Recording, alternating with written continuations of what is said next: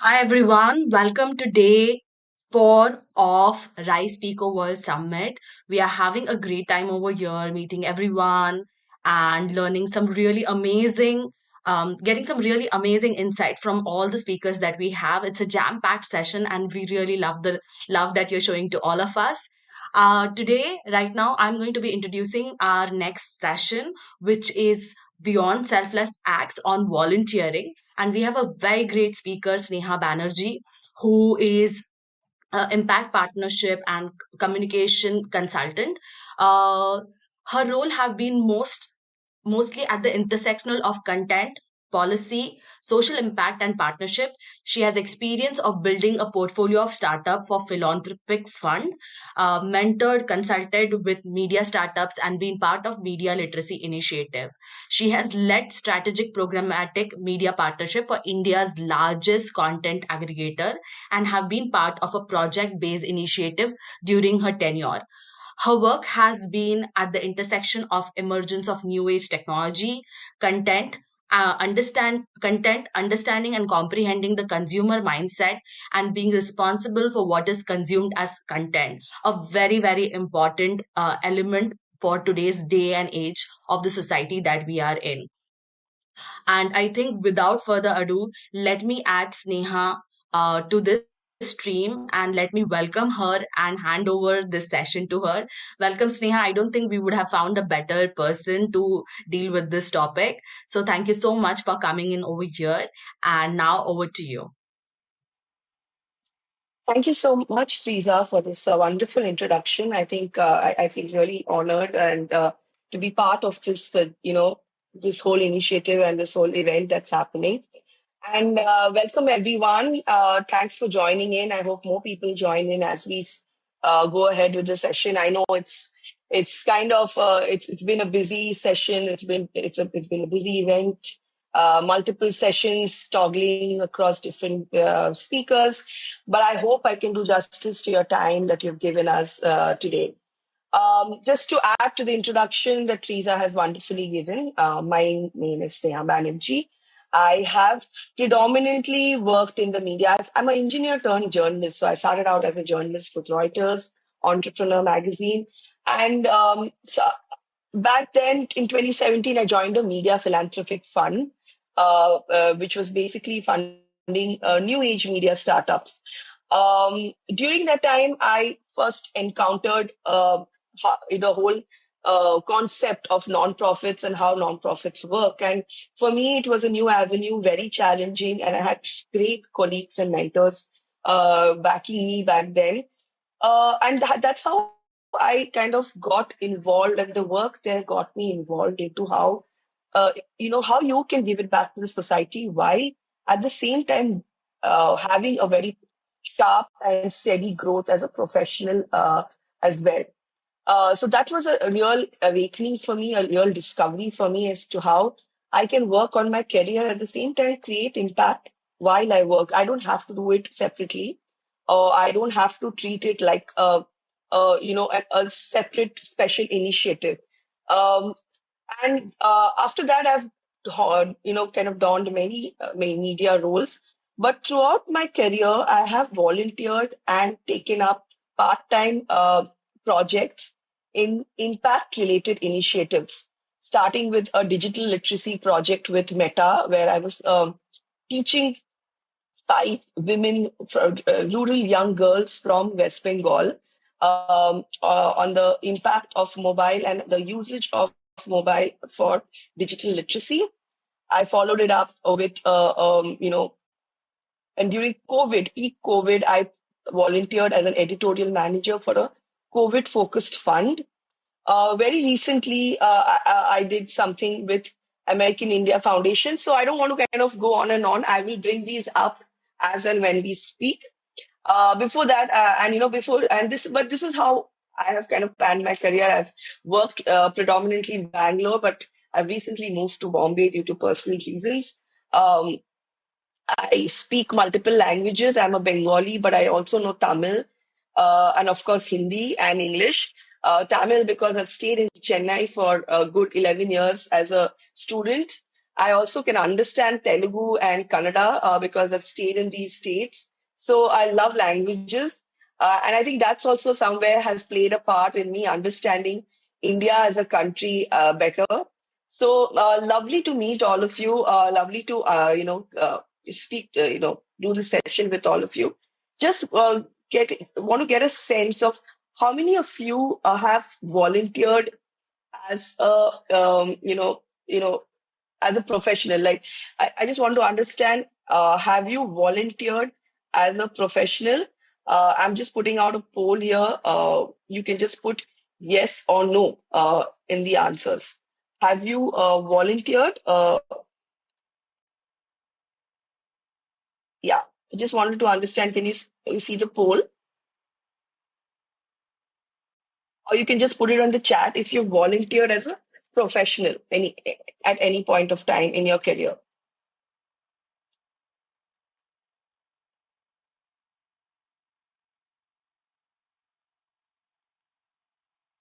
Okay.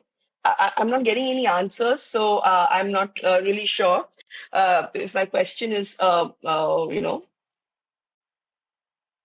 okay. Also, great, Jason. I also want to understand your professional backgrounds. Are you a student or a working professional? You can put it in the chat. Are you a working professional, or are you, someone who's retired from work and is looking for a second innings or something like that? What is the kind of mix that we have in the audience? Curious to know about that. Great. Okay. So great. I think, as and when we go, I think maybe we kind of open up more and understand, what each of us want to do and why volunteering as an activity is important and is beneficial not only to the organization that you're volunteering for, but also helps you improve in various capacities as an individual. Um, so, so what?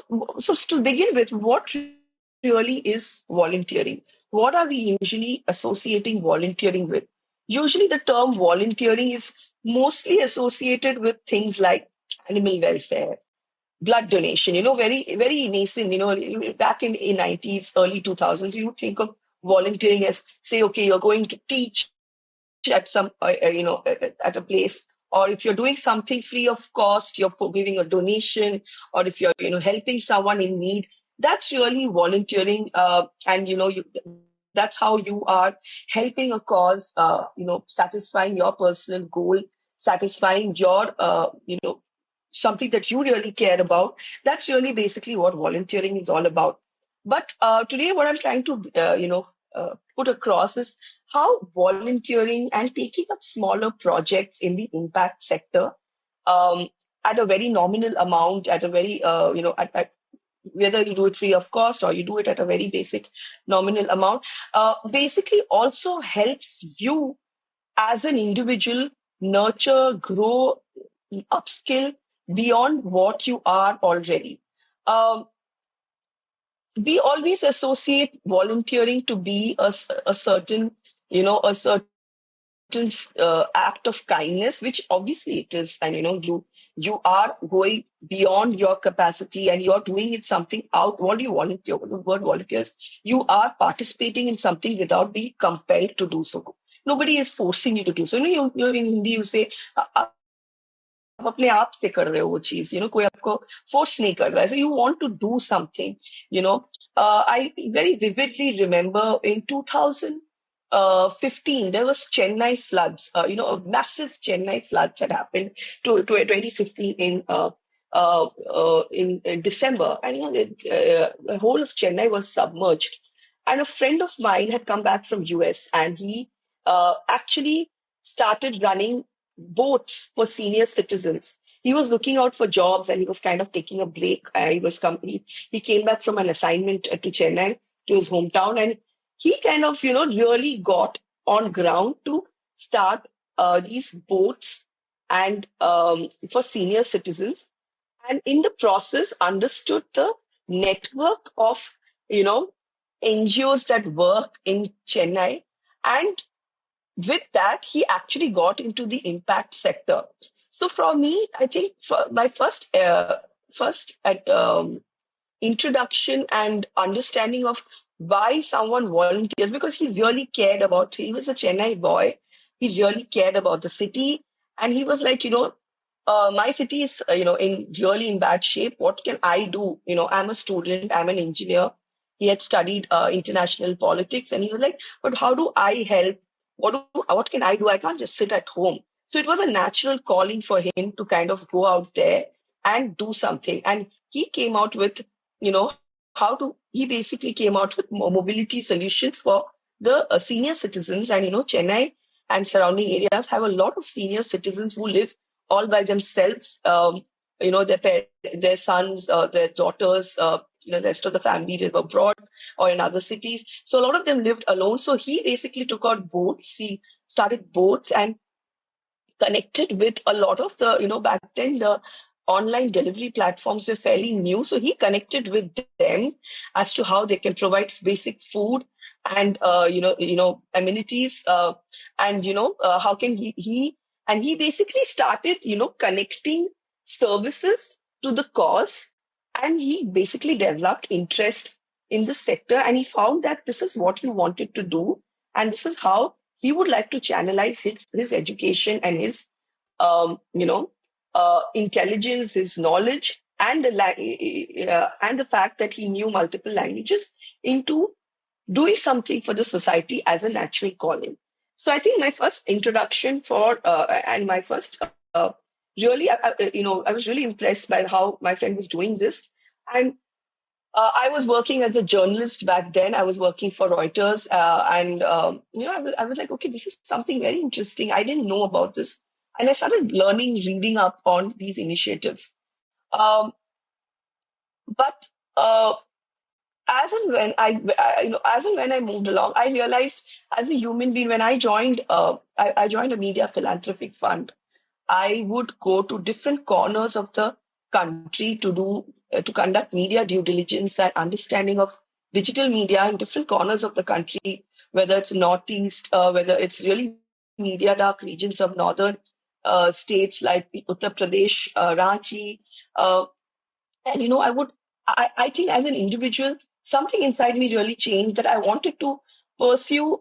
I started caring a lot about education and literacy for women.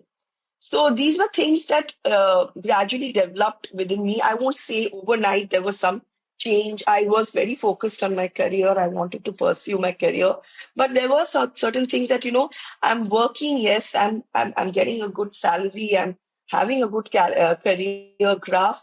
But what can I do that might make a difference? And might. But where do I get these opportunities? And I think one of the things that I really amplified was my network. I kind of looked around to see. Yeah, I mean, thank you, Mr. Rego. I think very, very important points there.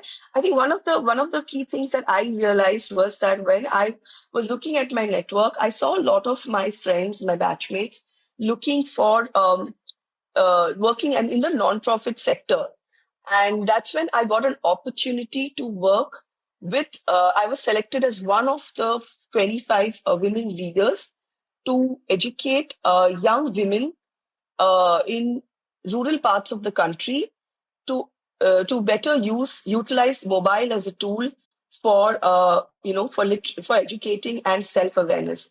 Now it was 2017. It was 2019. It was, and I was working at a media philanthropic fund, but this initiative with Meta came across as something that I wanted to do, and I also somehow education teaching was part of my DNA because my mother was a home tutor herself. She used to teach maths and science to young girls for a very very nominal fee back in 90s.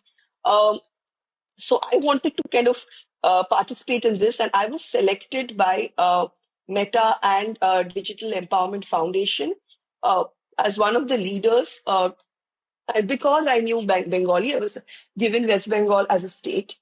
So that was what I that was a 1 year initiative. So So I started with that, and in the process, I realized that volunteering is, I would want to think that, hey, volunteering, I'm doing something for the society, and I'm giving it back to these young women. Of course, I am. But in the process, I am also getting a whole new perspective of a region, of a economic strata, of a demography that probably I had no knowledge about. Um, like during my tenure as a digital mentor for these young girls um, in Mushirabad, West Bengal, I saw that a lot, and all of these girls, were given mobile phones. I realized that there were a lot of social connotations, a lot of social conditioning that was ingrained uh, in our society, which even though I was trying to put in my best efforts, even though the organizations were trying to put in their best efforts, there were things that things that were not in our control, and learnings from this initiative that I understood that, okay, if you want to do something as a volunteer, if you want to go out there and teach somebody, the families of these young girls would actually come back and say that we are sending our girls to these tuition centers. What are we getting in return? Are they going to get a job? Because that's what we care about. We want our girls to get a job. So there was one parent who actually raised this, and that was a learning for me that, okay, I'm teaching them, but for them, they are giving 1 hour of their lives, coming out of their homes into this center, which is a little away from their homes, coming alone in a area that is not urban at all. I know it's a rural, it's a rural area. It's conservative as a area, and they are coming there and giving their time, and their parents are like, okay, our daughters are given a mobile phone. This is a new instrument given to them. All this while, we had a mobile phone. Maybe one male member in the family would have a mobile phone, but they have been given a mobile phone. Is it safe for them to have that mobile phone? So, as an organization and as an individual, I learned various aspects of education at rural areas, at rural level, social conditioning, and things that really mattered for organization, for people in those areas of that economic strata. While we are sitting in an urban society, we really have to understand what are the needs and what are the real concerns of the people over there. So for me, I felt while I am giving my time 1 hour of Sunday, I'm working pro bono. There is also a lot that I am also getting back from this initiative. So for me, I think that was a learning. So I strongly believe, and this is for everyone attending it, that volunteering is something, as a volunteer, you not only contribute, the act of voluntary also gives you back something. You learn about new demographies, new social issues. You're introduced to a lot of new concepts that you probably sitting in your town or your countries might not even know about. So that's definitely one thing. The second thing that I would like to strongly recommend, and this again from my personal experiences, we can discuss it once we start talking and have a Q&A.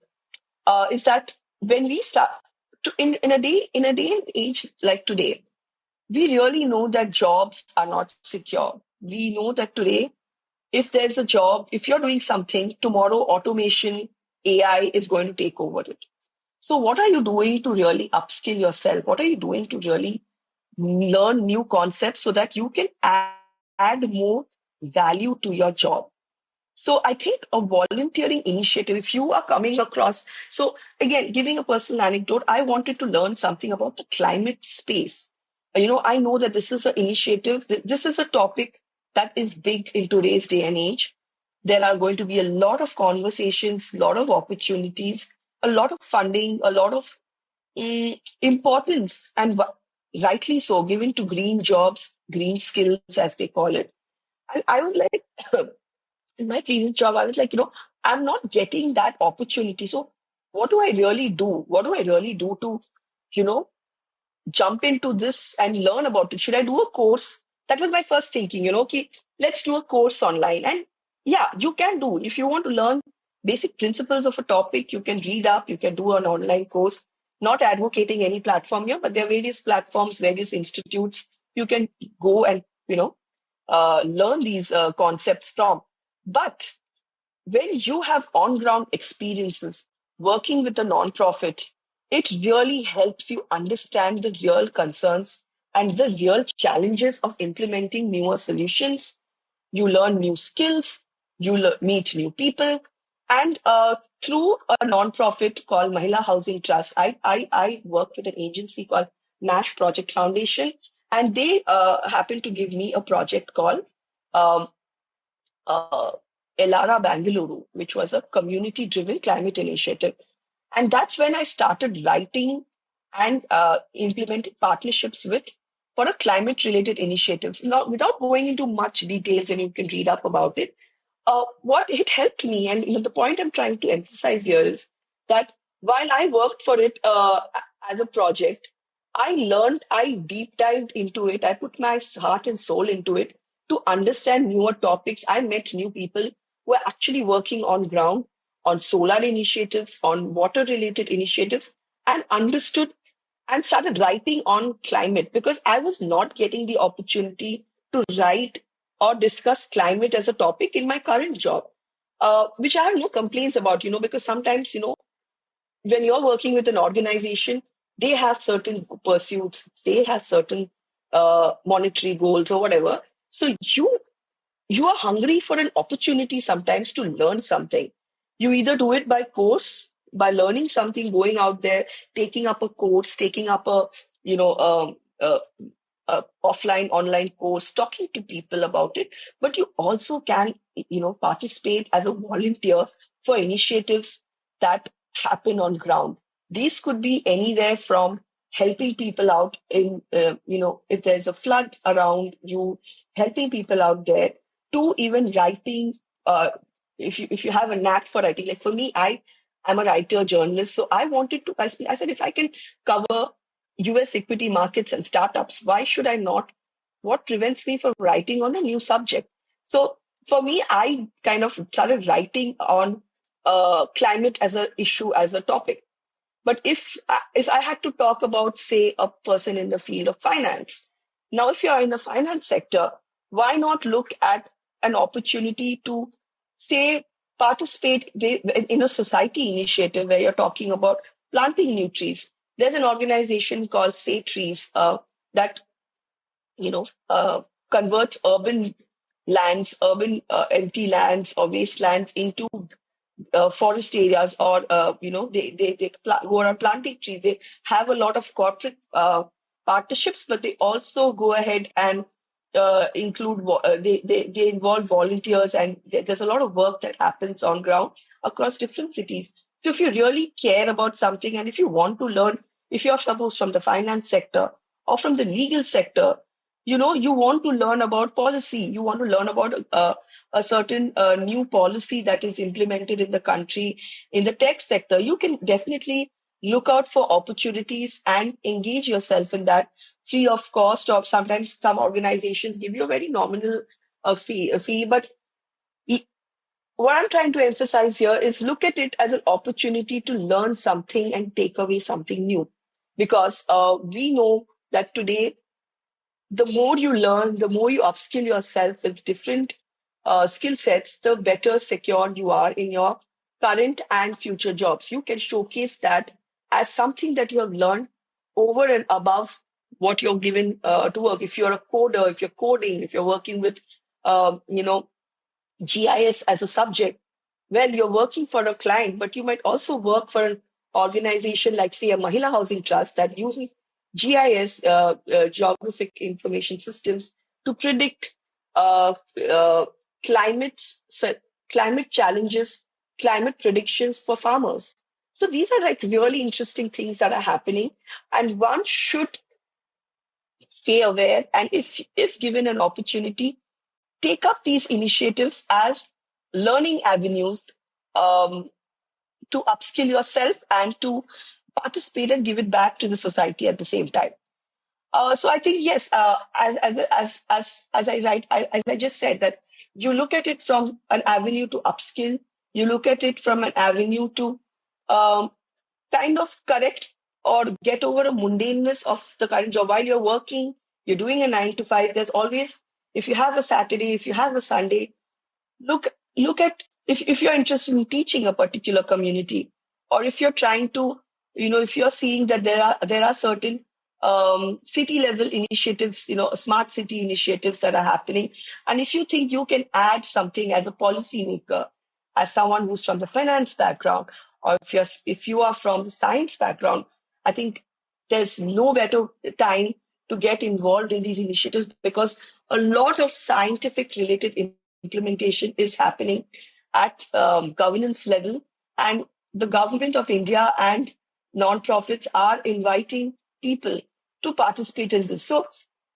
look at it as an opportunity to learn new things, and maybe in a way correct your mundaneness, get over something that, okay, I've been doing this for a while, but let's learn something new today. I think one more aspect is, a lot of us have a hobby. We love some. So I love, particularly love plants. Some people love animals. And we always think some people love to paint, some people love to speak. They are good orators. Some of you might be very good at, you might think that, I'm an accountant, or I'm a illegal person, but playing the guitar or teaching or drawing is just a hobby.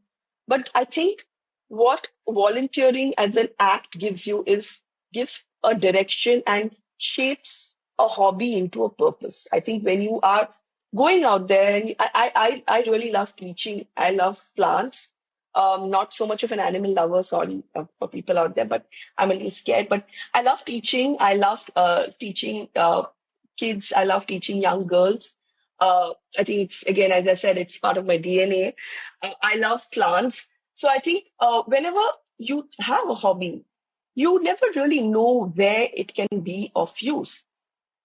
That, as I said, say trees as organizations like say trees, organizations as, like for Meta, for example, they came out with an education initiative. Um, you can find out different organizations that contribute towards the cause that you're interested in, and maybe give it a shot and try participating in it as a volunteer. Now, when the in a day and age today, when there's a lot of talk about mental health, anxiety at work, work level stress, trust me, from experience, it gives you a lot of breathing room. It gives you mental peace. You feel like, okay, I'm working 12 hours on this particular program. I'm working on accounts. I'm working with numbers, Excel sheets, investment thesis, whatever your profession is out there.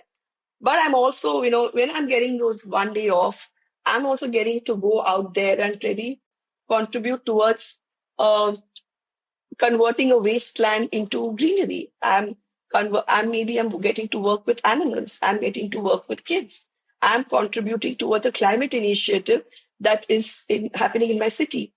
Well, you might be a scientist working on something in your respective job, but tomorrow if there's a waste management initiative in your society, or a NGO is working in your city, or in your district, you might want to contribute, and will you will feel it gives you a sense of satisfaction. So I think for your own personal well-being, for to cut the clutter of 9 to 5, it also helps you it also gives you a sense of mental peace and sanity. So I'll just take a stop here. I think I've been speaking for quite some time. Anyone out there, I just want to go back to the poll that I have there. Have you volunteered? Have you volunteered as a individual? Yes, no, considering, just put it on the chat, And I would love to know if you have volunteered as a individual. That's something that I really want to know. And yeah, anybody who has volunteered, anybody who has uh, participated in an initiative, just put a yes in the chat room, and just to understand the audience better. Or maybe if you know if you're thinking of volunteering also. So I think that's I've kind of laid down my perspectives, but anyone from the audience who has a different perspective to it, um, I would love to hear that as well. Anyone who feels that an act of volunteering can help you feel something better, something different, um, maybe you were going through a certain situation in life and you came across this opportunity. Uh, So I will expect these answers. I think, I don't want it to be a one-way conversation. Since it's a workshop, would love to hear, if you have volunteered or if you have contemplated volunteering. So because why I'm kind of getting into this, why and contemplating why is there are a lot of is because there are a lot of myths surrounding volunteering. By myths, I'm trying to say here is uh, you know, uh, volunteering as a subject. It uh, has been given a different narrative in the society. Uh, Firstly, volunteering. Don't treat volunteering. I can. Hi, I mean you did say please share your experience, so I thought I would Yes, just kind of jump in a little bit over here. sure. I think I've been volunteering almost since my childhood, as long as I can remember. Volunteering in the sense being involved in social, projects, etc. And even in school, you have this Yeah, program that you talk about, so SUPW, socially useful productive work. I mean, today, of course, a lot of different names are there to it. The NSS is there and things. But I think, it really shapes you, both as a child and even as an adult. When you volunteer your time and you do things, because one is you're always volunteering outside your comfort zone. You're doing it for somebody else. So yeah, definitely it has a big impact on you, makes you feel so much satisfaction that you get. And so it's not, volunteering is not just about doing good for others. I really think you do good for yourself as well. And science absolutely. is actually science has actually proven that. So for me, I think, like I said, right from my childhood, those memories are very strong, and they keep me kind of, every time I sometimes feel, oh, I'm maybe feeling tired, maybe I'll not do this time. That's when somebody requests for some volunteering, and then I remember that, and I think, these are memories that stay with you. Every experience of volunteering kind of almost stays with you. So I just thought I'd like to share that with you. Yeah. Thanks. Thank you so much. Thank you so much, ma'am. And I think, as you rightly said, it gives you a sense of satisfaction, and it's so nice to see someone doing it from childhood. I really didn't know these concepts, but I started doing it a little very late in life. I think I was the first initiative that I was part of. I was 28. So, but yes, it does give you a sense of purpose. It gives you a sense of satisfaction. As I said, my mom used to be, she was a teacher. So when I started educating young women from Bengal, and I was speaking in my mother tongue, it gave me a sense of satisfaction. It made me go back. There was a lot of nostalgia also involved. And at the same time, I learned about a different section of the society. I got new perspective as well. So thank you so much for sharing this, anecdote and your experience with us And over here. Sneha, I just want to maybe add one more, if you don't mind, with your permission. Please, It's please, never too please. late, because you said late in life, but the reality, it's not late. It's never too late to start volunteering, right? Because I Yeah. know many senior citizens who retire from corporate lives really find purpose again because they're able to volunteer and do things. So I think volunteering, as you said, it's never too late. So Yeah. thank you again for Yeah. allowing me to Yeah. share. always. Yeah. Thank Yes. you. Yes, absolutely, Karen. And I know my mother's friend who all her life she was working with Intel as a, I know she worked there for I think 28 years almost, and she wanted to retire. She's very good at mathematics. She's done her MS in mathematics, and then she did an MS in computer science. But when she retired, she went back to a non-profit to just teach young girls there and differently abled individuals also with basic computer skills and programming so that they are equipped for work taking up professions. So I think at every stage in life, yeah, I think every stage in life you are given you get a new sense of purpose, and there's a different reason at every stage in life. Sometimes you do it because you want to relax. You are kind of um, tired out, or you're feeling a little mundane, or sometimes you just feel like it's a calling. I can think of COVID when we were all stuck at home, and I was working for a content app, and it was going on regularly. We were grading great numbers, and ACT grants, which is ACT, I think. It came out with a fund, and overnight they created a group, an organization, and they were looking for volunteers to participate in different capacity. And I just felt that, okay, COVID is happening. What can I do to do in my bit? Because there were such just interesting stories around us.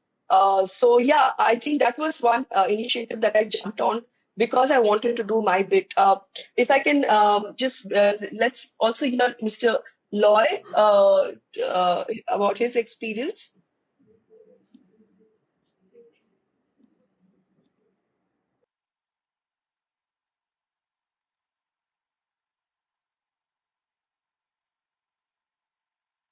Yeah, Mr. Loy can speak now.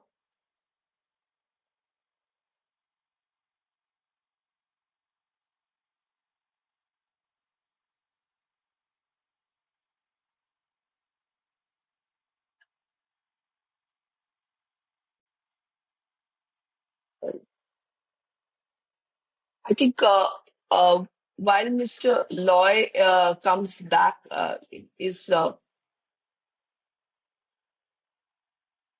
okay. I think there's some technical issue where we are not able to add you to uh, to the conversation like how we did with our previous speaker.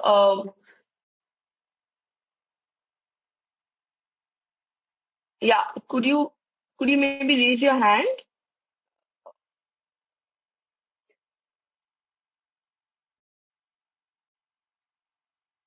I request the team to kindly add Teresa or Jason, if you can add Mr. Loy. He wants to really share his experience. And I would love to hear him. I think there's some. Okay.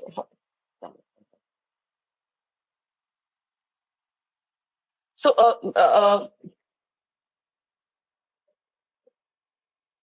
I think, Mr. Loy, the team will try and add you on. If anyone else wants to, I mean, this is a shout out to Jason and Teresa. If you can add Mr. Lloyd, he's facing a bit of difficulty in joining and sharing his experience. Just would love him to share his experience, just like how Miss Karen had shared. So, if you could just Mr. Roy, if you could just raise your hand on the button that is there. If you could just raise your hand and then we can add you.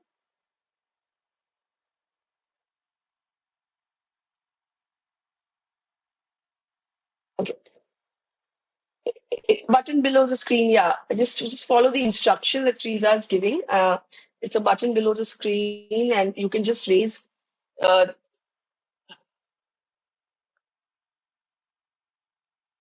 raise your hand through the button. Okay. Great. Thanks. Please do put out your experience. I would love if you could just type it out and we can discuss it, and it'll be added learning for the audience here. Please do put out your thing, and I'm sorry that we are facing this challenge. But please do share your experience here with us, Mr. Loy. Would greatly appreciate that. So, as Miss Karen and you rightly said that there's no right time. So, while I had gone on to myths. So, yes, myths of volunteering, the usual myths. First of all, I think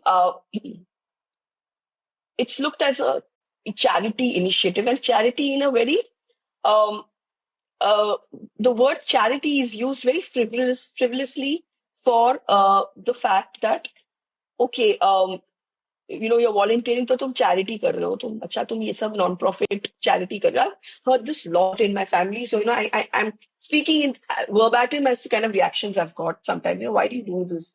It's charity. Acha, you like doing charity. You have a lot of time. You have a lot of money. No, uh, volunteering is not charity. Volunteering is as important as your work. It adds perspective, and you can only volunteer. Always remember, you can only add to an initiative if you are good enough for that initiative, if you are skilled enough. So when you're participating in a volunteering initiative or in a project outside of your regular work, that means you are skilled enough to be chosen by a non-profit to contribute to that work. If you're good at mathematics, if you're good at science, if you know waste management, if you know water management, and you are selected by one of the top India's non-profits or a CSR group to contribute, that means you know your job well. Don't ever think that it's not important. It's because I have extra time or I'm taking a break from work. No, it's as important. It can work parallelly, so you can use it parallelly along with, you can work parallelly with and volunteer along with your regular career graph. You can work, this is as important as your career graph. And I speak from experience here. When I was volunteering, I did a small workshop with Unis Social Business on social media usage by social entrepreneurs who do not have the digital marketing budgets to spend on social media initiatives. And these only add to your resume. This is something that you can always work when you do this as alongside your regular job. It adds to the skill set. You also kind of, there are a lot of universities when you apply for higher studies, they look at it as a skill set. So don't ever think it's charity, you're doing it's very the word charity and volunteering is very frivolously used in some sections. Please don't think that. So that's a myth number one, which I would like to break right here, right now, that it's as important as adding another skill set or nurturing an existing skill set that you have had. And as Mr. Loy has pointed out in the chat, that volunteering as a student or a young person, as a retired professional, as we all just heard examples, all of them are really important. My cousin brother is studying law in Calcutta. He's a very, he's a Gen Z. He's 21 years old now. He took up an internship with a law firm. I don't want to mention the law firm, but the law firm particularly works on women's rights, and it's a small law firm. He was not getting paid, but he said that I want to develop my skills in this sector. I want to work for initiatives that that matter to the society. And I think even if since he was mandated to do an internship every sem break, he said that I will go ahead and work for this firm because they are right now not going to pay me per month, but by the end of the they're not going to pay me, but by the end of the initiative, they did pay him. So, he took it up as an initiative, as an opportunity to learn a new stream of legal practice.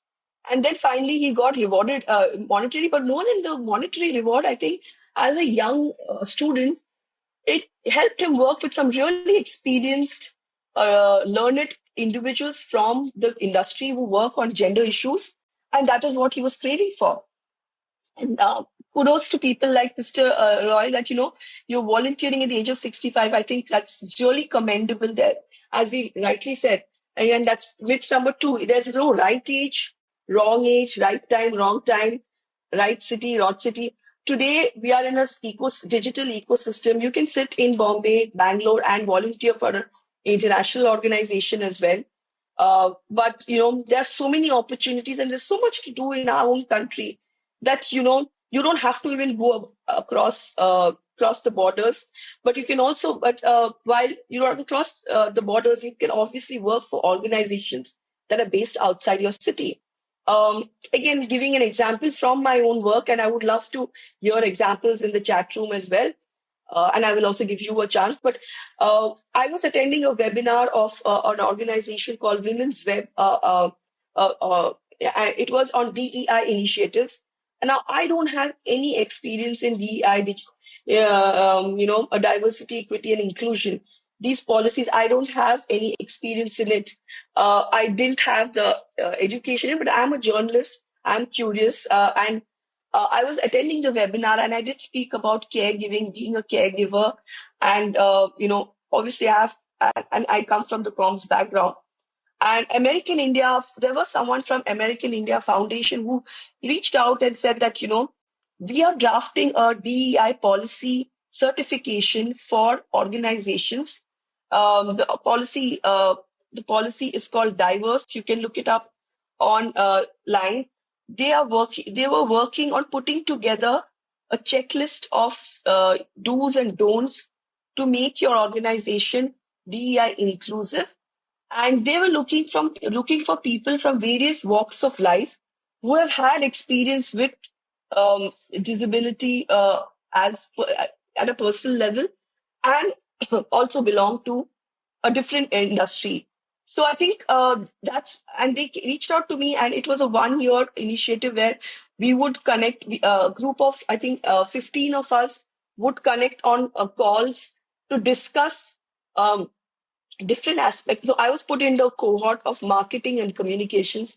So we would discuss what are the different signboards that companies should have, what are the different social media strategies that companies can implement to come across as a DEI inclusive organization. So I think that it opened my eyes out to different walk of a different vertical altogether. And I worked with them for a year, and finally, I think last year in March, they launched the initiative. So I think that is something that I really I'm really proud of, and I enjoyed learning from different people in the cohort. There were people from HRs, from different companies who were talking about policies. So you learn a lot of things about policies. You learn a lot of things about, you know, uh, uh, how organizations functions. And of course, people come up with their own personal experiences as well as what they faced when they were working, and or their colleagues faced, or someone in their family faced while taking up a job, being someone's differently abled. But together, when we came together, we worked on a policy, and it gave me a sense of satisfaction, and it also educated me, and it added a skill set to my career graph. So I think what I'm trying to say here is that you we are in a digital ecosystem today, and there's nothing that restricts us from participating in something that is not in our city or in our country. So if you think you have the ability to add on to something that's meaningful, you are start looking out for these opportunities. Start looking out for people on social media who talk about these opportunities. CSR or groups, WhatsApp groups. There are a lot of people on LinkedIn who look out for volunteers. Start looking out for these opportunities and see how you can bring in your expertise. If you can, like, for example, if I can bring in my comms expertise in drafting a DEI policy, there might be someone in this session today who can bring about his legal expertise. And there were legal experts in that cohort as well who brought in their legal expertise into drafting that policy altogether. So, and then the third myth is that, yeah, there's no age group. I think that's pretty clear by now that there is no age limitation. You're never too old or never too young to contribute. Young people's opinions. Elara Bangalore is, there was just typing it. There's an initiative, community-driven initiative, climate initiatives. A lot of the younger people are really voicing out their opinion today in climate-related initiatives, where they are saying that we need a better future. We need to make sure that we build a better world for ourselves. And how do you do that? You do that by uh, contributing and voicing out the fact that you care. And sometimes that's important. If you are someone who's 50, 60 years old, you obviously care for what you're leaving behind for the younger generation, for your children, for your grandchildren, for your peers.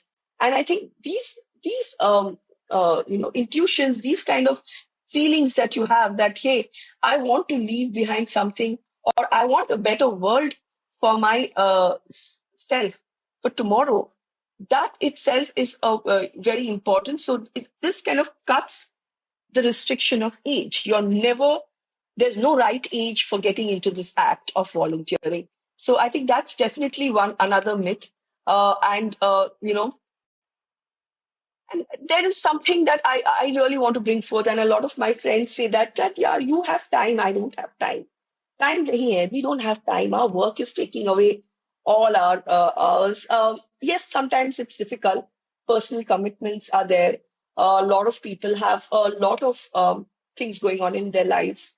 Uh, with all due respect, yes, everyone has a lot of things going on in their lives. Try and bring out, try and look for opportunities whenever you have that window, even if it's once in a quarter, once a year, 2 days a year. A lot of the companies today have these drives where you can go plant a tree somewhere, you can go teach at a school. I was working for Daily Hunt. We were given opportunities to go teach painting to young kids of, uh, you know, young kids of a school. This is also, and a lot of people participated. That first of all, you would think drawing, painting in a tech startup, there's no use of it. I can do it as a hobby. But when this opportunity came, a lot of people came out and said that, I used to paint when I was in college, I was in school. I would like to do that. And the company took them, and they went to a school, and they sat with kids for a day, just for a day, and painted. This was around the time of Diwali, and what a better way to celebrate it, to go ahead and paint. And it gives you a sense of satisfaction.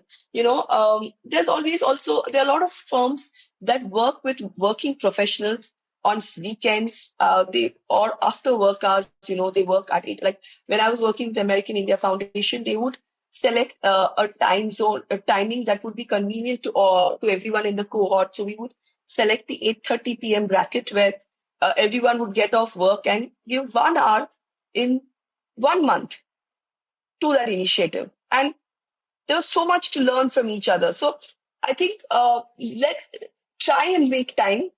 Again, as I said, with due respect, everybody has their things going on, but try and make time. Try and give time to what you are, uh, uh, already doing, and you will really see the benefits of it.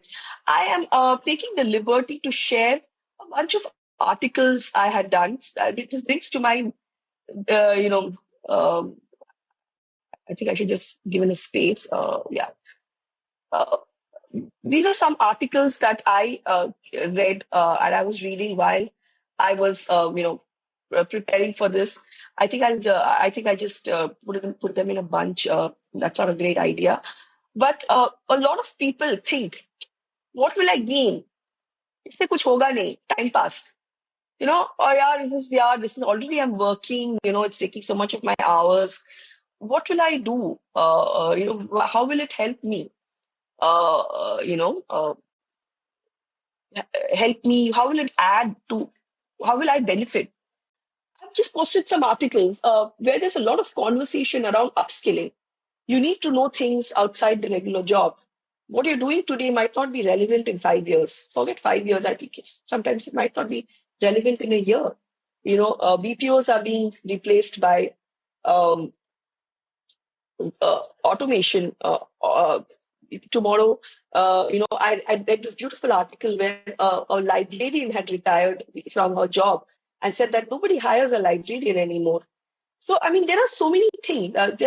You might think you're working for the biggest company today, and you're working in a job that's paying you well, but hey, we are in a world today that there's no guarantee that tomorrow that the project you're working for or the country you're working in has a stable economy. So, and secondly, I feel India is at a stage where we are working towards a lot of new things that are taking us to become a developed nation. I might sound very, I might come across as, someone who's very, very optimistic, which I really am. We are heading towards becoming a developed nation, and a lot of new policies, a lot of new initiatives in the green energy space, in green jobs, in automation, AI. I'm not a very tech savvy person, but I've written articles on AI. I've written articles on automation. There are lots of things happening. And if you get a chance to even be part of an initiative where you get to be in a room where you're learning and understanding new concepts, new work concepts, new policies, don't miss out on it. Even if it takes 1 hour of your life, even if you don't go out that one weekend, and if you want to sit and listen to a webinar or participate in a, like how you're giving your time today to me, thank you very much. But if you have that time, and try and make the most of it, because don't be let's not be complacent with jobs that we have today. We don't know where we are heading in terms of economies, global politics, technology. There's so much happening around us. There are opportunities where you will know if you're multi-skilled. If you're skilled with multiple languages, there are firms that are hiring people to train AI models with different languages. So you never know what your skills. You think you're not skilled. I don't know AI. I am a teacher. I'm a coder. I work in finance. But you never know how your skills can help in contributing to something that's completely new. Like, for example, I'm a journalist. I used to cover business, startups, economies. But I really didn't know that I can contribute to a climate initiative by just writing. So never underestimate your skills, and never think that, where you're contributing, it will not add anything to your overall personality or your overall work trajectory. There's always, there are always things that you can take away. And it's important because we are living in a very unpredictable world today. And that's why I just shared these articles with you that, we really need to come out of uh, you know, these chambers that, we are in very sorted jobs and everything is hunky dory. No, let's be prepared for different things that are coming our way. So I'll just take a stop here. I'll just breathe, and I would like to understand from people who have worked in something they feel was completely outside their domain and volunteered for it and learned something. If you have an experience that you would like to share, please, raise your hand, and the team would invite you to share your experience. Anything or any initiative that you would like to work on, but you're not getting an opportunity. Because I just want to note that down, and probably through my networks, I would probably like to reach out to you and get you that opportunity. But is there something? Is there some cause that you think you really care about and would want to contribute, or you would like to learn about that cause and hence you would like to contribute? I'm just taking a break here. I'm just stopping here, and I would like to hear. You can put in the chat as well. Not an issue.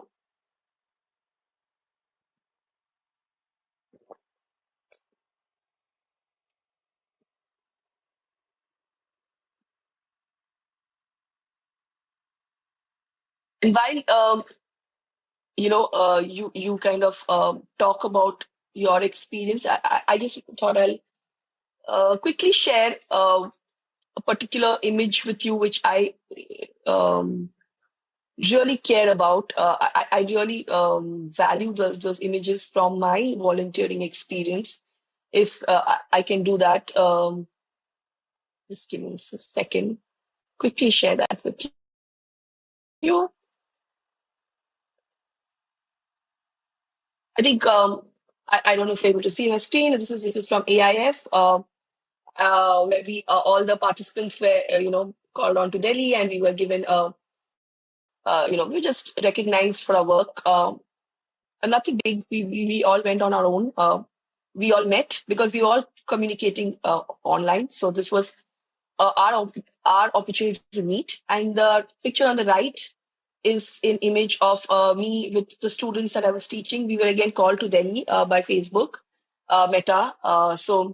And where we actually, we were communicating online. We had a session every Sunday, keeping our work schedules in mind. But this was something that, yeah, uh, we all were invited. And I think these two images are very important for me. I've worked for other initiatives as well, but I think I'm very close to the digital literacy initiative.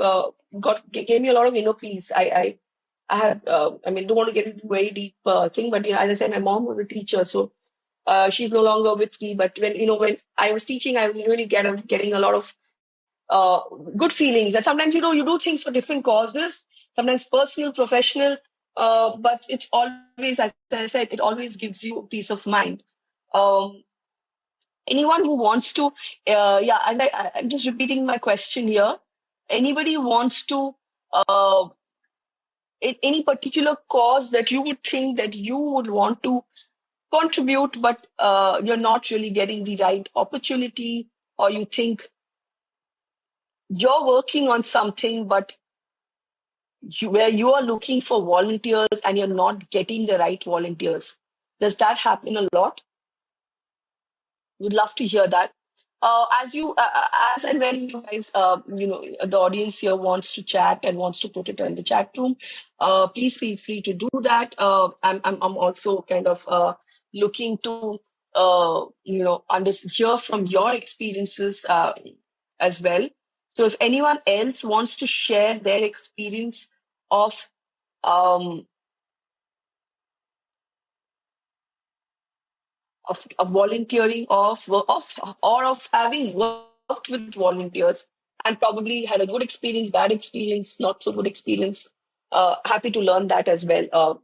It's always good to hear different stories from different people. So if you have any of these anecdotes, please do share it in the chat room or raise your hand. You can press the button and share. I will stop. Uh, and I'll move on with the interest of time. I'll just move on to the next thing is from the experiences I've had and from the people I've worked with, what you really should not do as a volunteer. Now, when we volunteer, when people volunteer, sometimes, and I've also learned it with practice, with experience, and I've learned it from my friends and colleagues as well, what not to do. The first thing is not to overpromise and overcommit. If you think you're not good at something and you don't have the right experience, please do not overcommit to something that you think you're not good at. Why I'm saying that, there are a couple of reasons. First of all, we all have to understand that a lot of nonprofits or CSR groups, these are very tight on budgets. So they're really counting on when a volunteer steps in, they expect, and rightly so, I've worked with nonprofits as well. Uh, we expect the person to come and deliver what he or she has promised. Don't come in just say because you want to put it up on LinkedIn at the end of the day. And it's sounding very crude, but a lot of people today do things for the uh, aesthetics of it or for optics. Please don't do it for that because you will be caught. Trust me. If you overcome it, if you are coming in with with a intent that hey, let me do it because I think it'll look good on my resume or I can impress my boss or I can impress my family or my girlfriend or my wife, or it'll look good. My society WhatsApp group, people will think I'm really good. But when you're in that, when you're stepping into that cause is funded. That cause is tightly funded in most cases. I don't have to get into detail, but we know how tightly, how short non-profits sometimes get in terms of funding. These are also crises. I spoke about my friend who was in the, who was executing mobility as an exercise during the Chennai floods. Uh, these are also crisis situations. So if you are not fully sure of what you know, if you think you do not know enough about the topic, but you just want to be part of it because it looks nice, please don't do it. You will, first of all, I think, um, very high funda thinking, but it will deep down inside, it doesn't feel good. Okay, you are cheating your own self. You will get caught. Trust me on that. You will get caught. I have been part of all initiatives where people come in saying that I'll do, and I'll put it up on social media, Instagram, LinkedIn page, look very nice. When they're not committing, they're not coming on time. You don't have the time. Please, it's okay. Like I remember, I was part of the digital literacy program, and for the first year, and every Sunday, 1 hour of my time was going into it. I said, yeah, I can do it during the day, 1 hour, definitely. I think when the next year I think a new organization was executing it on behalf of Meta, and they said that it would take a weekday and a weekend. So there would be 2 days, and I had, I had was promoted at work, and I was working for Daily Hunt. I said, I cannot do weekday. I'm sorry. As much as I would like to participate, I cannot. So if you don't have the time, you can, you don't have the time, and you don't have the skills. Please do not commit to a cause because it hampers the entire ecosystem. So don't, please don't do it. If you are not committed, if you don't have the skill and you don't have the time, don't come back and say that, I have family issues, I have to take care of my child, I have to go out with my partner. Please ensure that you have the time, because these are important causes, short on funds. I remember the initiative with American India Foundation had stopped because there was some funding issue. And all of us were so disappointed because we had given 6 months, but hey, where is the funding? And there were funding issues, and the organization was really putting a lot of effort to get things back on track, and eventually they did. So all these initiatives are very short on funds. It's it depends on various factors. Without getting into details, there are political issues, there are geopolitics involved, grants, they are driven by grants. So don't commit if you are not skilled and you don't have the time, because it just is not fair to the audience, sorry, to the section that you're serving. And deep down inside, you will be cheating yourself as well. So don't do it.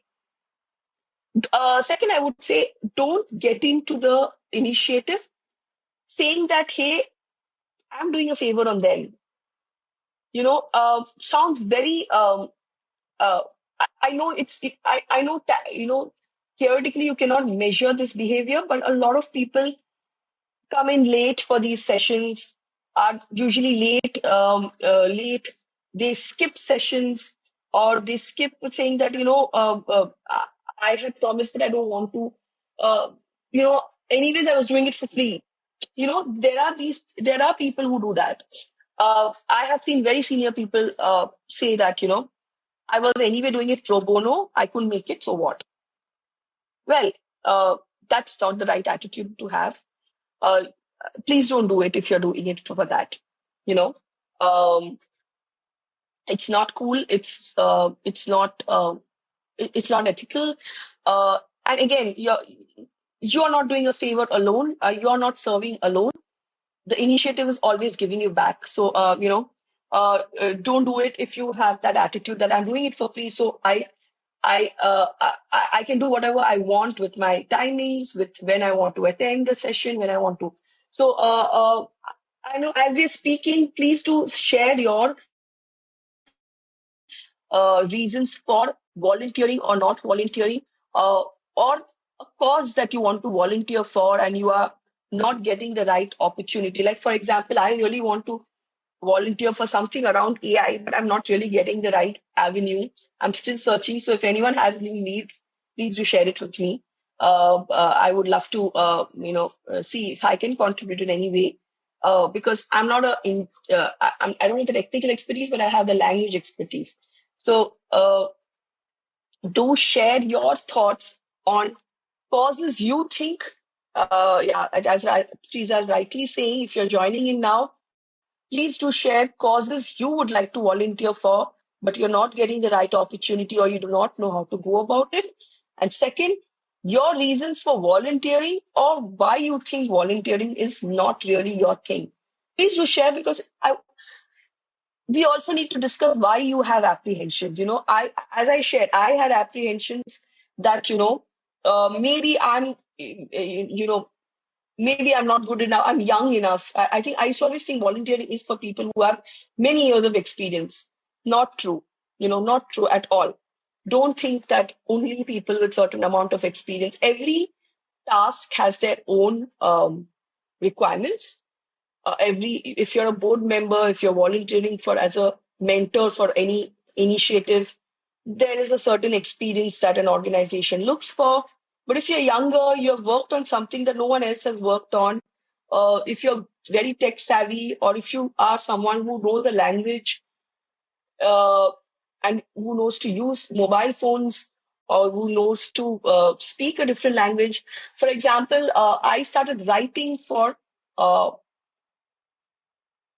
I'm a cinephile. I watch a lot of movies, and I write a lot.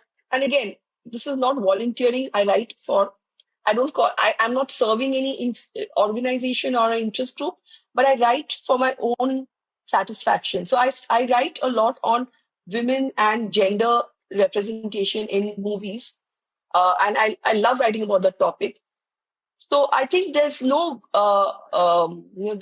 right or right age for doing this. So think of what your skills are. Yes, Mr. Manoj, you would like to know more. Uh, uh, just want to be clearly understand here, know more about volunteering, or do you want to know about a certain uh, section, or like a sector? Happy to answer your questions. Even if I don't have the answers, I will send you, or we can connect offline as well. For the benefit of everybody here, I'm just putting my email ID. You can also drop me an email if you think a lot of things that I've told you were not able to connect the dots, or you would like to know more about a particular initiative I spoke about. Happy to say. So going back to thoughts on. Yes, Mr. Manoj, can we have Mr. Manoj to speak, please? Please raise your hand. There's a button at the bottom. Please raise your hand, and the team will get you to speak. Can we have Mr. Manoj online, please?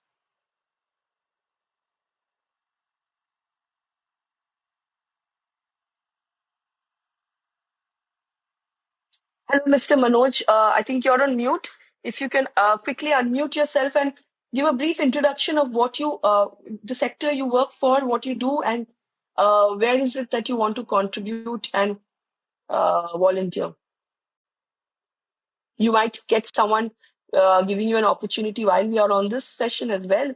So, yeah, Mr. Manoj, can you hear us? Can you hear me? Yes, I can hear you, Sneha. Good morning. Thank you Good so much. morning. Yeah, good morning. So basically, I'm a pharmacist, based out here in Bangalore. I've been into corporate for over 16 years, and then very recently, actually, I started, giving career guidance to students. Uh, I'm quite active on LinkedIn as well and post a lot of content there. So just wanted to know how could I be part of this initiative? Thank you, Mr. Manoj, and great to know about you and the work you're doing. So, as I said, I'm not talking about a particular initiative here. I'm in general talking about the benefits of volunteering. But I understand that you're coming from the pharmaceutical background, and I'll just give an example of a situation where this came handy and would have come handy.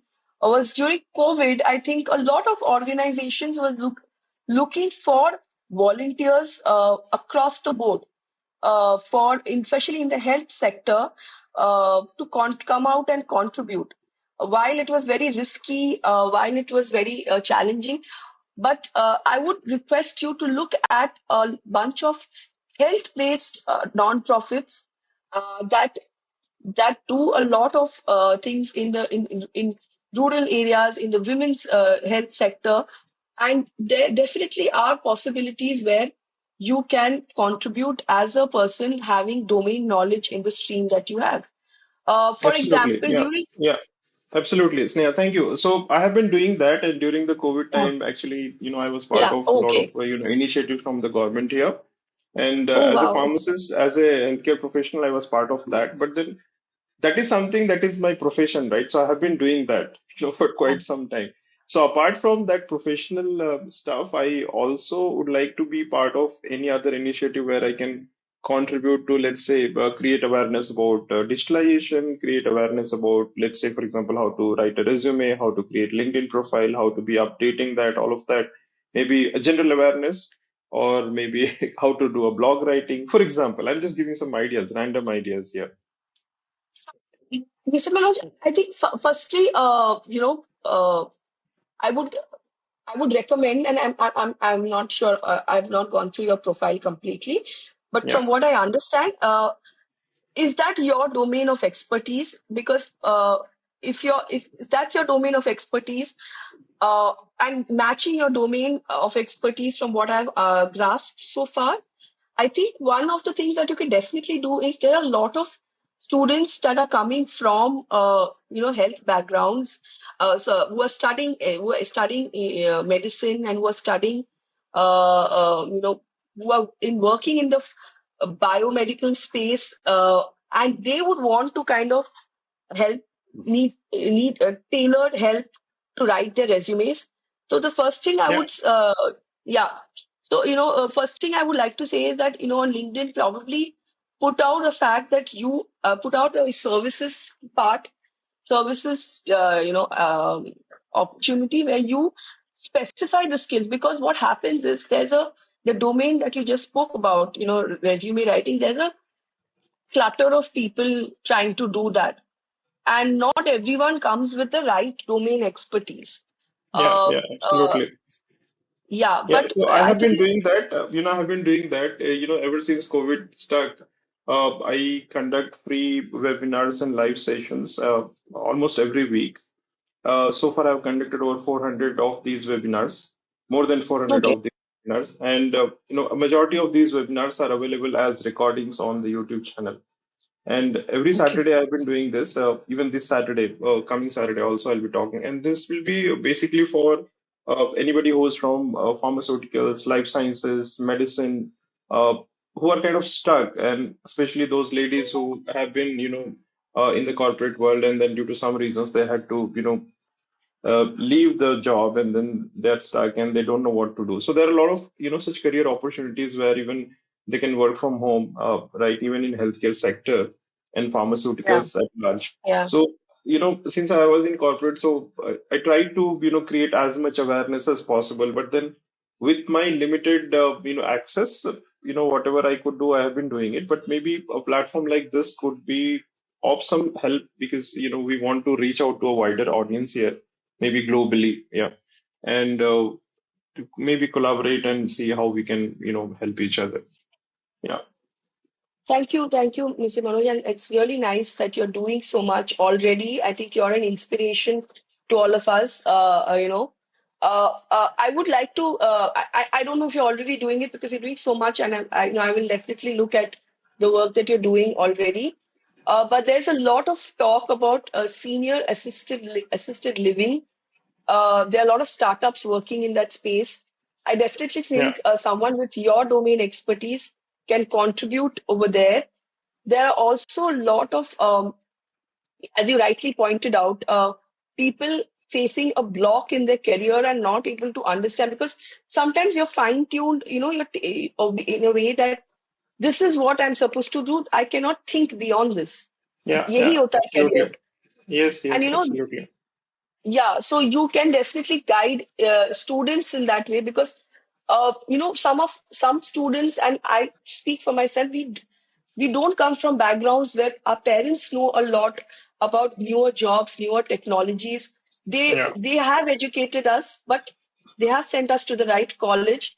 But that Yeah. grooming, that mentorship is really needed, and they probably don't know anything about a sector. Like for me, I was the only journalist in my family. Everybody was from engineering and maths background. So Yeah. a lot of people, like mentors like yourself, can really guide people, younger people, on what and all they can do. Like, for example, if you're working in the pharmacy space, you can also work for non-profits. You can also work, I mean, you can tell better what are the different industries that are putting out jobs for people having a certain of the degree that you have. Yeah. You Yeah. know, and what are the global opportunities? What are the local opportunities? What are the pay scales? Are the pay, what are the well-paying jobs? Because a lot of people at the end of the day look for better salaries. So, what are the different opportunities? What are the courses that they can take up? Because Yeah. a lot Yeah. of the my cousin is studying medicine. She is having, her college is teaching her newer technologies in robotics and automation to conduct surgery. So, these are things that a lot of students might not know and have no one to educate them post college. So, Yeah. expert like you can do that, and you're already doing it. But senior assisted living is something that a lot of startups are coming out with, and real estate firms are coming out with. And I Yeah. feel medicine, health is a very, very important factor of that, of the structure that they're putting in, because every Yeah. senior citizen have health issues and will need assistance in that domain. As we Yeah. are Yeah. speaking, I think Mr. Loy has also asked you to email him. And I think it will be great if you guys connect and if you can chat. I think um, that would be helpful. Yeah, I hope I'll do we that. Maybe what I'll do is, after this, I'll send an email to you, Sneha, and also to Mr. Loy, and let's see, yeah, how we can uh, connect and maybe see how we can volunteer and, collaborate with each other. So again, sure. this is for the larger audience to, help them understand better and maybe provide some ray of hope in this, world where they can explore, better career opportunities and all of that. Yeah. Let's see how we can do that. Yeah. And of course, yeah. So my links are already there, and I also do counseling sessions. So all of that can be discussed, no problem. Yeah. Thank you so much, Neha. Thank you. Thank you, Mr. Manoj. Nice speaking to you. Thank you, And Sneha. thank you, Mr. Loy, for chipping in and adding your email ID. I think we'll definitely connect. Anyone else who would like to share any apprehensions about volunteering, any bad experience? Um, I would like to share one particular experience, I would not say. Um, Try and know what you're volunteering for, who's funding it. Uh, Learn about how genuine it is. There is a lot of people trying to even take advantage of the fact that you're being nice and willing to work for, come in and help. So do take in suggestions, do proper research before putting your name onto something. I think that's very important. Um, yeah, I think I can definitely do that. Maybe I can put that. Maybe what I can do is I can, check, put a checklist and mail it to the organizers, and maybe can send it out. But as we speak, I'm just saying that, just find out who and all are behind the organization. Who are you serving? Do your research well. At times, you are also asked to go to a certain place and teach. So ensure that safety is there, and you know where you are going. You know the people you are interacting with. Please ensure that So that's definitely a checklist that I would want everybody to follow, because sometimes it happens that you have the nicest of intentions, but you never know, the person on the other side might ghost you, or might promise you something and then never come back, or might take research reports from you, or a lot of notes from you and then not give you due credit. A lot of this happens. From my personal experience, also, I can say that sometimes people take in suggestions, contacts, and then they say that, we'll involve you in the project, but then they don't come back. So please ensure, please ensure that you know who you're talking to. A lot of this happens when people randomly reach out to you on LinkedIn. See, and I'm glad that we are all connecting on a platform like this, where there are people genuinely interested, and coming from genuine backgrounds, because a lot of people reach out on social media. I mean, every platform has its plus and minus. A lot of people on LinkedIn reach out to you, saying that I need, why don't you collaborate? And then we see how it goes. And then they ghost you after taking some information from you or taking your time. So be very, very careful. Uh, I think sometimes people also call you, invite you, and they will, they don't provide reasonable accommodation for stay. So ensure these things are checked. Safety, your time is valued. If you see your time is not being valued, it works both ways. While you are punctual, the other side also needs to respect the time that you're giving. Don't settle for something that you think you're giving your 100%, but the opposite person is really not giving you, doing justice to the time that you're giving to them. So I think that's very important. So yeah, so I just go back. I think don't. I just repeating the point. Don't go in because you think you're doing a favor. Don't go in if you can't commit, and don't go in if you're not an expert, you don't know enough, because you'll get caught in the course of time. Trust me, when people will ask you to do things, and you are not going to be good enough with work, you will get caught. And don't go in it half-heartedly, saying that, I'll see when I can do it. I'm doing it for free. I can do whatever I want. Don't see it like that, because the initiative, the project that you're participating in is also giving something back to you. So that's very, very important. Uh, uh, don't restrict yourself. A very important point.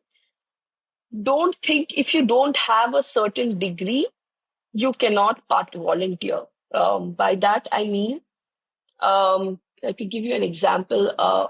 As I said, again, from my personal experience, I would like to hear from you guys also. If you might be working in a sector for some time and you have learned new things, um, over a period of time, you might have gained certain knowledge about things, or you must have faced something in life that must have, that must have taught you something, which you would like to share with you would like to give it back to the ecosystem. For example, I didn't have any degree in DEI policy and initiative, but I did I do have expertise in communications. So that helped me contribute to something that was very policy driven. And over a period of time, I was working on media policy as well. So it kind of, stitched together very well. In a nutshell, what I'm trying to say is, don't think that I don't have, uh, I don't have an expertise in teaching. I don't have a expertise in, say, a a legal situation, but you must have faced, maybe you had a legal situation at a personal level or at an official level at work that you came across, and you learned something from it, and that knowledge that you acquired, you would want to pass it on. So I don't think volunteering requires a certain degree, but it definitely requires knowledge. So don't go in without knowledge. Don't go in without being 100% sure that you can add value to it. I wouldn't have been here today talking and giving this opportunity by RISE if I didn't have experience in volunteering.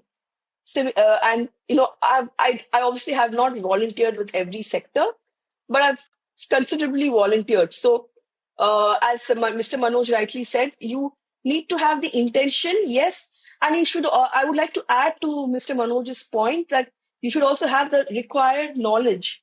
Don't go in just saying that I want to go and it looks good, it feels good, it's a nice badge of honor. Ensure that you can contribute. So that's again a very, very important factor.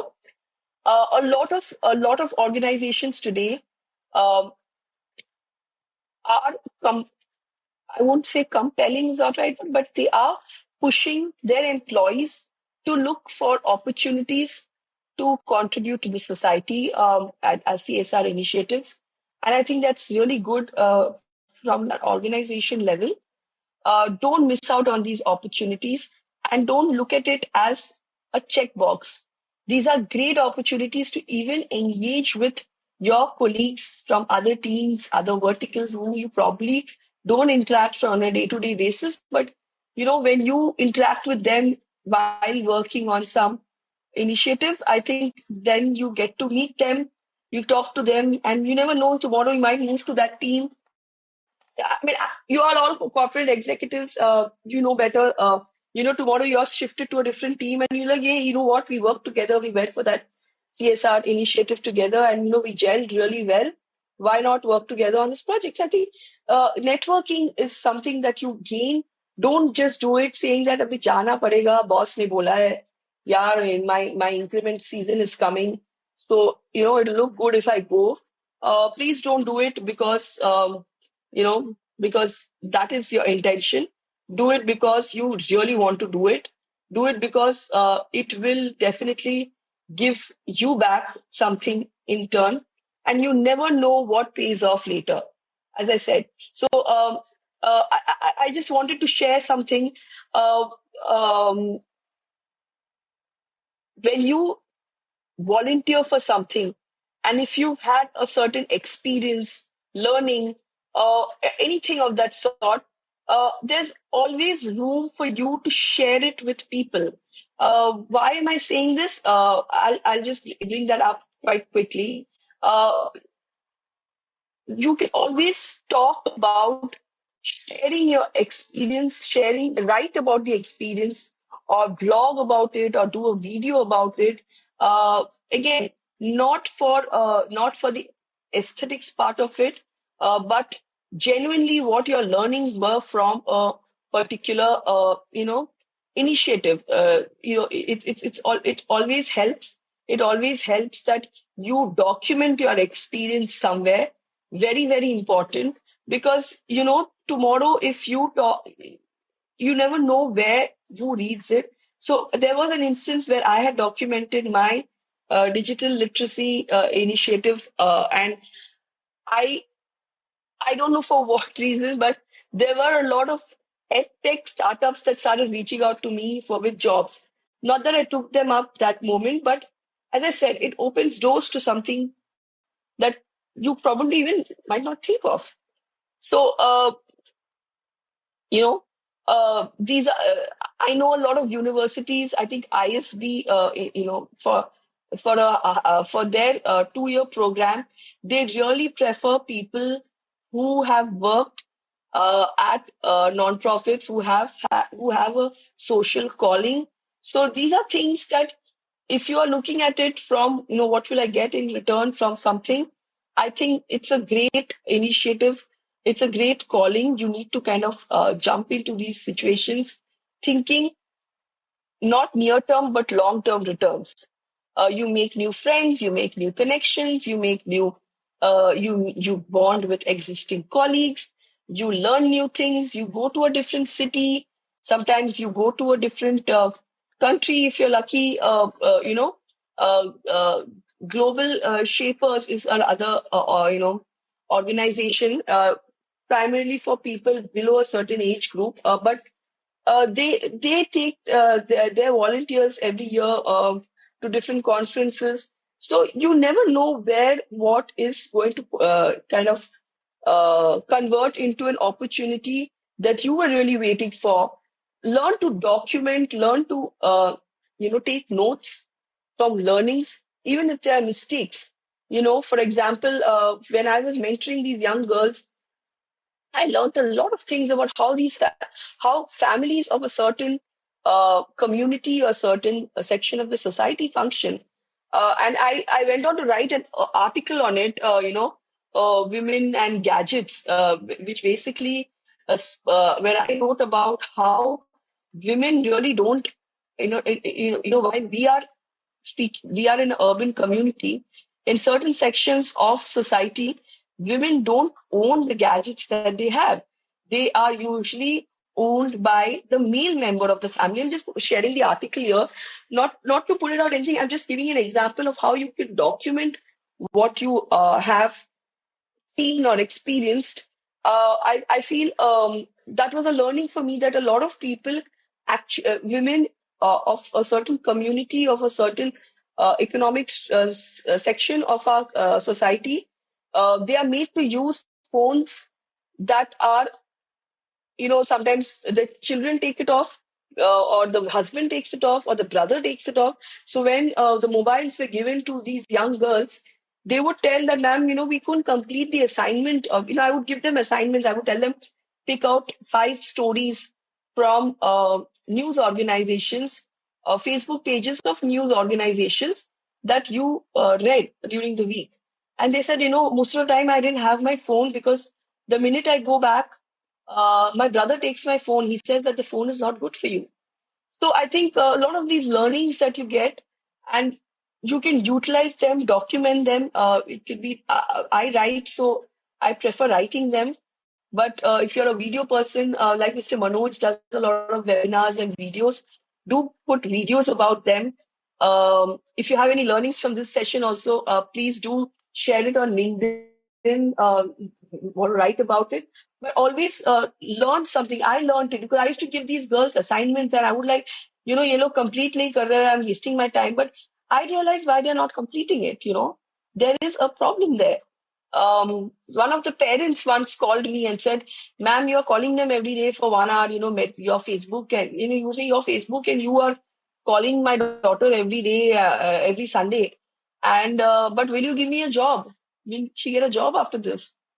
So I tried explaining to him, and the organization tried explaining to him that we are not giving jobs right away, but it will definitely equip them. So we did sessions on grooming and how to answer interview questions after that. But the next uh, installment of going online as leaders gold program actually gave them internship opportunities. So this was a learning that we had from the first round, and we all the educators, the mentors, we gave this feedback to, and that was implemented. So it's always good to document what you have learned, the setbacks you have faced, and utilize it in that same program, or utilize it at work, or if you're doing some work, if you're working on a project, or utilize it in your personal life.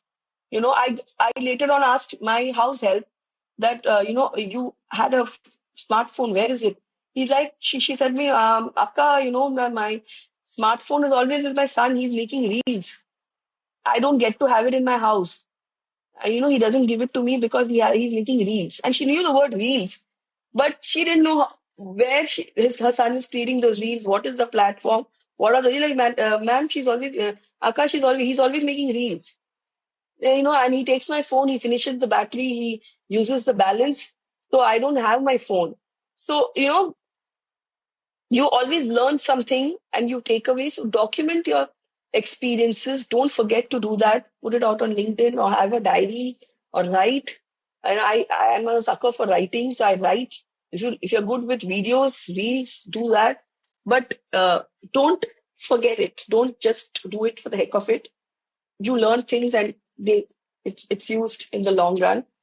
I will pause here and I would like to hear from people in the panel, from the attendees, if you think, if you've had certain experiences or certain learnings that kind of changed your life or your outlook towards a situation.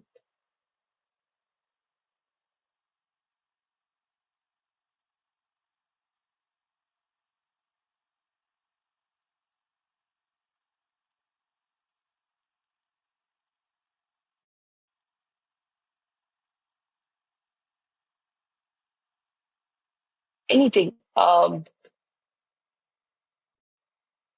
I'm also putting a poll. This is basically just to get a sense of what the audience here um, really cares about, and what's their appetite for these for volunteering initiatives. Uh, is there a sector that you think you would like to volunteer for? I'll just put a poll. If you could answer. Um, thank you so much, Manojji, and uh, I'm glad that you also brought in perspective. I have never come across someone who volunteers for in the field that you have.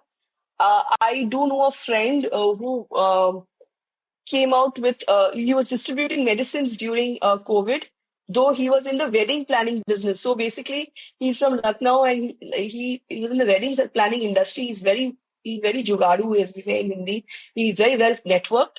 But since weddings were not happening, he decided to tie up with companies and distribute essential drugs, medicines for children, for elderly during COVID. And he really put his life into risk. But he said that, I'm not earning through this way, but I think I could utilize this as an opportunity to start something. And post that, he continued it and converted it into another separate business altogether. So you never know what opportunity, a crisis, or an opportunity that you see online can really convert into. So, never look at it like, okay, immediate, you might not get the results, but long term, you will see the benefits of it. One of my group member created an initiative, I think, called MedBin and used to collect unused medicines and give it those in need. Yeah, and I'm sure this person must have been someone with knowledge because, unused medicines have this issue with expiry and all that. So if you are like, as you are someone who is experienced in this, okay, great. So he's a pharmacist and he created, so it's a great initiative. Sometimes, you have this tendency that you keep medicines at home, there's a cough syrup and it's there, or there are tablets. Yeah, okay, that's great. Great things, Mr. Manoj. Please do share it. I'm sure you're sharing it. I will definitely follow you on LinkedIn and we definitely connect so that we discuss more on this. And maybe there's someone who I would like to connect you as well to my friend who works in the sector. So yes, this is an initiative that's very important. As I said, senior citizen healthcare, uh, brigade and big real estate groups are coming out with assisted living in for senior citizens in tier two towns like Kochi, like Coimbatore, where there are townships being created for senior citizens who feel that there's nobody going to look after there to look after them. So they're creating these very tailored townships. I feel that's a great opportunity for someone like you to contribute. Uh, Maybe not as a full-time person, but start contributing as a volunteer, and then you can convert it into a professional opportunity. That's a new avenue that's coming up. Expiry management, new term for me. Thank you. I'm learning this, and I will. It's great that you're doing. And so a lot of times we have unused clothes at home we don't use. There are gadgets at home that we don't use. There are books. I think when I was clearing my old house, I came across C++, C book, and my biology books. And there was a newspaper guy who came and said that there's a coaching center that requires books. Can you, and why are you giving it away to wasting it? And I was not in the right frame of mind, and my father had passed away, so I was just getting the house emptied. And there were a lot of books that came out. There were a lot of business magazines that came out from the house. It was 15 years of staying in that house. And there was someone who came in who was the Raddi wala. And he said, ma'am, I know someone, there's a coaching center where very, underprivileged children are studying and they would want material to read. They don't have access. And why don't you give all this to me and we will. So I ensured that I first go with him and see where he's talking about because as I said, you have to be careful who you're dealing with. He took all those books, and I saw the institute. It's a small institute, and they were teaching these kids from underprivileged background, and he took all those books. So there were chemical engineering books, that were there. There were biology. My record books, even he took all of that. You draw those record books, biology, physics record. So great initiative. And I kudos to your friend, Mr. Manoj, that for creating this. And expiry management is something that a lot of times you have medicines that expire way quickly. So there are a couple of medicines I used to have, and they would have like just 1 year of expiry. So it's a great initiative if there's something like that can come out and you can utilize those drugs because some of them are so expensive. You end up throwing them. You throw out Crocin and Dolos. Sometimes you've bought it, then you forgot about it. Sofromycin is a medicine that you keep buying it for something and then you leave it somewhere. So great initiative. Anyone else that you would like to share? Yes, please, Mr. Manoj. Please share. You can raise your hand and we have some time. Please share your experience. I'll just drink some water. Please, can we add Mr. Manoj quickly?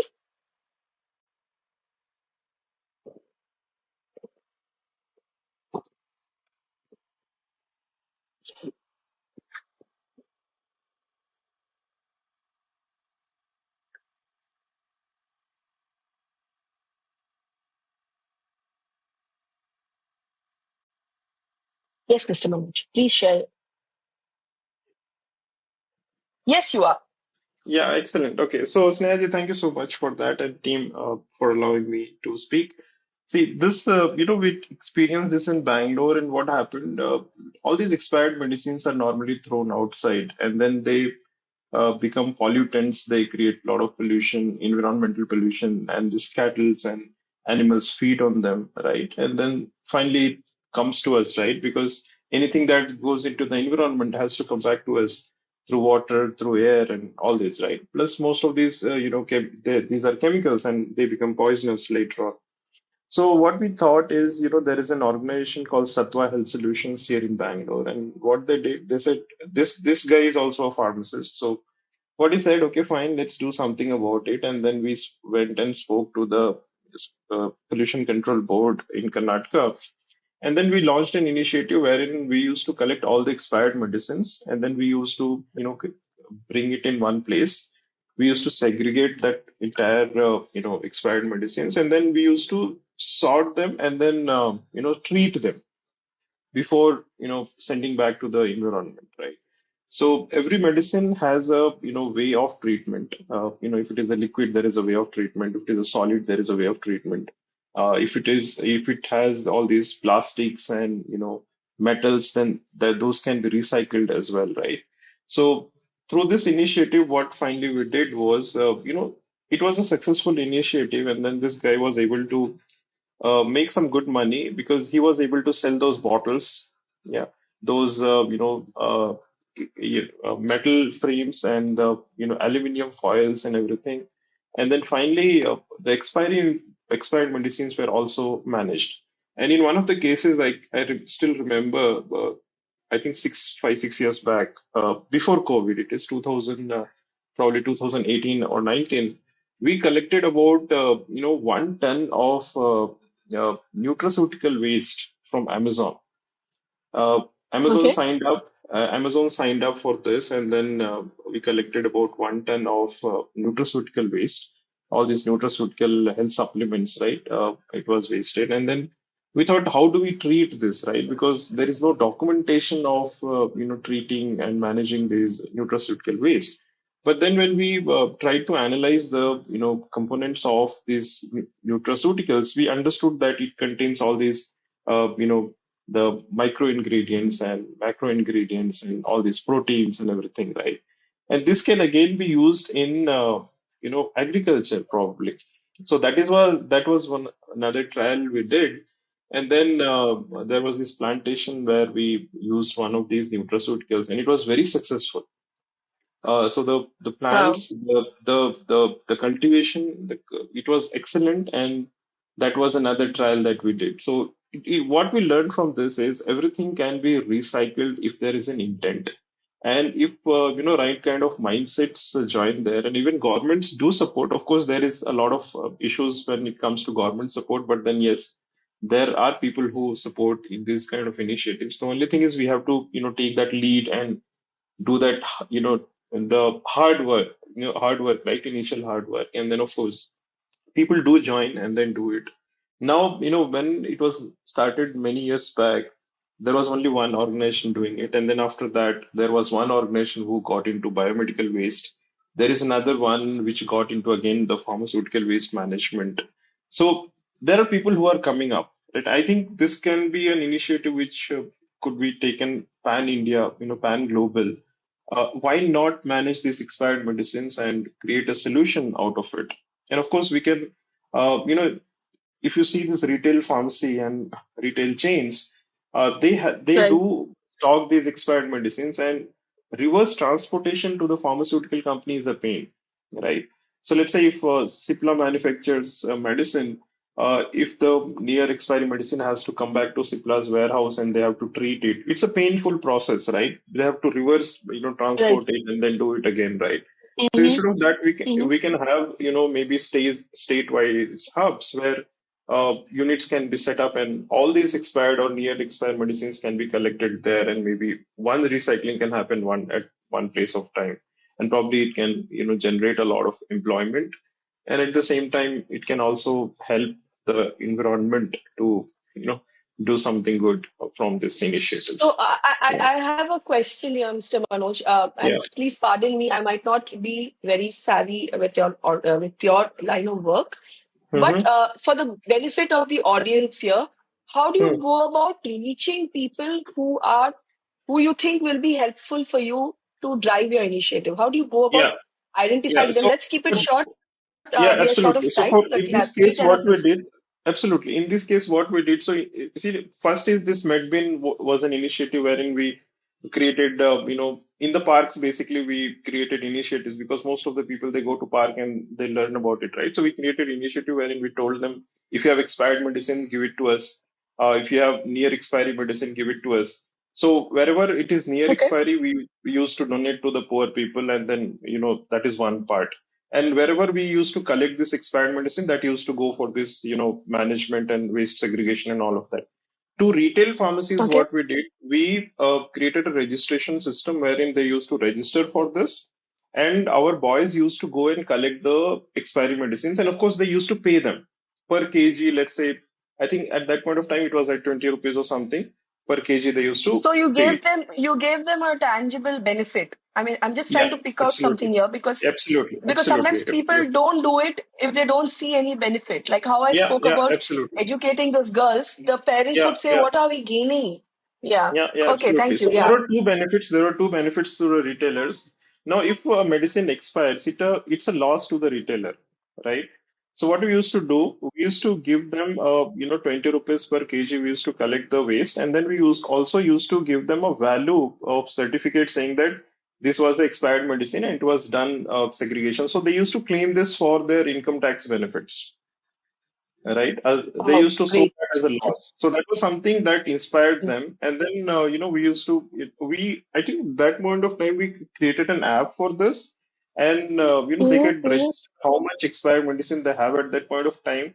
We used to Right. get a notification, and then these guys used to go Sure, and collect it and then bring it here. So that was the sure, sure, system sure. that was done. Yeah, Okay, thank you so okay. much. Th- Thank you, Mr. Manoj. You very nice insights for me as well. I mean, but it from Mr. Manoj's experience, what I'm trying to draw parallels with, what I experienced as well, and I'm sure a lot of you who want to volunteer and who are already volunteering. I know earlier on the call, Ms. Karen had said that she volunteered. Mr. Manoj, Mr. Loy spoke about volunteering. There are people looking for some certain takeaways if they're helping you.